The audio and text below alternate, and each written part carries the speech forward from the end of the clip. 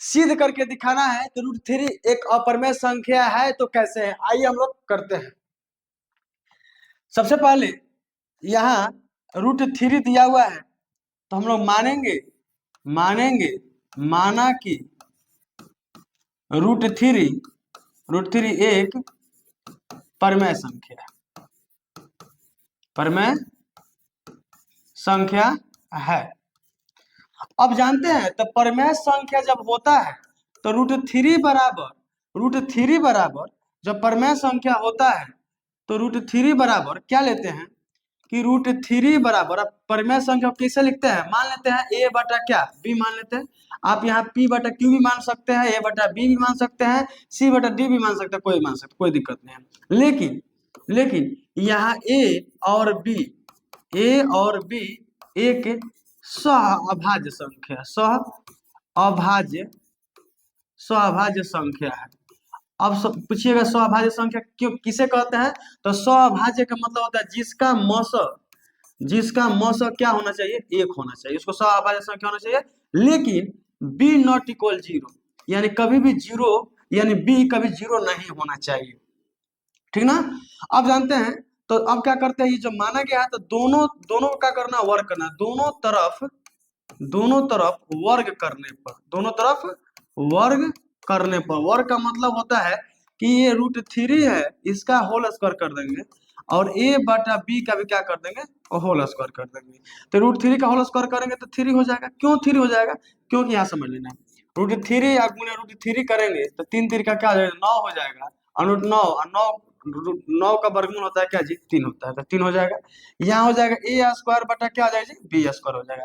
अगर तीसरा तीसरी गुणा करते हैं तो हो जाएगा 3b स्क्वायर, अब बराबर क्या हो जाएगा जी, ए स्क्वायर हो जाएगा। अब जानते हैं अगर हम लोग बी स्क्वायर के ही रखते हैं और ये ए स्क्वायर आई बट्टा में आ जाएगा 3, तो अब हम लोगों को यहाँ एक सीख मिल गया कि 3 जो है यानी ए स्क्वायर को क्या करता है, विभाजित करता है।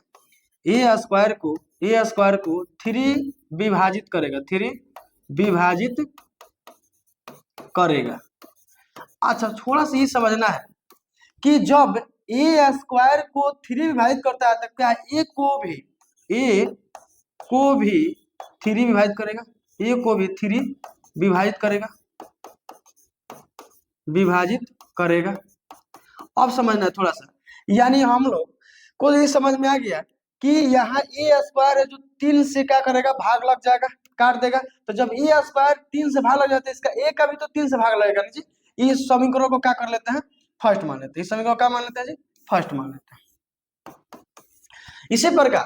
इसी प्रकार चलिए दूसरा हम लोग लेते हैं, यानी माना कि यानी अब यहाँ समझना है, यानी ए बराबर क्या मान लेते हैं, ए बराबर यहाँ अगर रूट 3 होगा तो 3 मानेंगे, यानी रूट 7 होगा तो 7 मानेंगे, रूट 5 होगा तो रूट 5 मानेंगे, ठीक ना। ये बराबर 3 के मान लेते हैं, माना कि ये बराबर 3 के।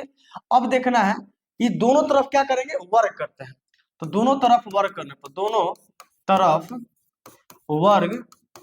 पर एकदम 5 नंबर का क्वेश्चन पूछता है हर एग्जाम में, मतलब बिहार बोर्ड के जितना बार एग्जाम हुआ है उतना ये क्वेश्चन पूछा गया है। या तो पूछेगा रूट 3 का परिमेय संख्या है, या तो पूछेगा रूट 3 का परिमेय संख्या, रूट 5 का परिमेय संख्या, या तो पूछेगा रूट 7 अपरिमेय संख्या। इसको सिद्ध करके दिखाना है। तो इसको क्या करेंगे, ए स्क्वायर हो जाएगा, आइए हो जाएगा 3k का क्या हो जाएगा जी, 3k का होल स्क्वायर हो जाएगा, यानी ए स्क्वायर अब बराबर 3 3 का 9 k है तो k स्क्वायर हो जाएगा। लेकिन यहाँ ए स्क्वायर बराबर कुछ देखिए हम लोग को निकला हुआ, ए स्क्वायर बराबर क्या निकला है, 3b स्क्वायर, यानी इसके जगह पर ए स्क्वायर के जगह पर 3b स्क्वायर बराबर 9k स्क्वायर हो जाएगा, हो जाएगा जी। तो 3 3 का क्या हो जाएगा, कट जाएगा 9, यानी b स्क्वायर बराबर 3k स्क्वायर होता है, ठीक ना। अब क्या करते हैं, के को यही रखते हैं, बी को नीचे 3 को नीचे लाते हैं, बी स्क्वायर बराबर क्या बट्टा क्या हो जाएगा, 3 हो जाएगा बराबर के स्क्वायर। इसको सीधा कर लेते हैं, के स्क्वायर बराबर यानी बी स्क्वायर अब बट्टा में क्या हो जाएगा 3। अब समझना है यानी 3 जो है बी स्क्वायर को क्या करेगा, विभाजित करेगा। 3 जो है क्या करेगा, बी स्क्वायर को विभाजित करेगा। तो लिखेंगे बी स्क्वायर को 3 विभाजित माने भाग करेगा, विभाजित करेगा। तो जब 3 बी स्क्वायर विभाजित करेगा तो क्या बी को भी 3 नहीं विभाजित करेगा, बी को भी 3 विभाजित करेगा।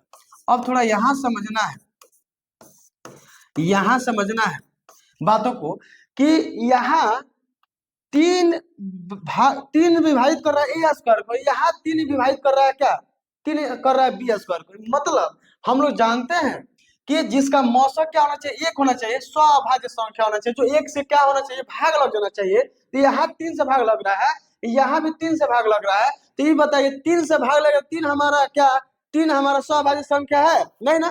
हमारा स्वाभाज्य संख्या वैसी होना चाहिए जिसका मौसक क्या होना चाहिए, एक होना चाहिए। इसीलिए हमारा यहाँ क्या है, ये विरोधाभास है, ये विवाद पूर्ण है। यानी जो हम लोग माने हैं कि √3 एक अपरमय संख्या है, यह गलत है। तो क्या लिखेंगे, लिखेंगे यहाँ लिख देता हूं, यह विरोधाभास है, यह विरोधाभास है, विरोधाभास है। क्योंकि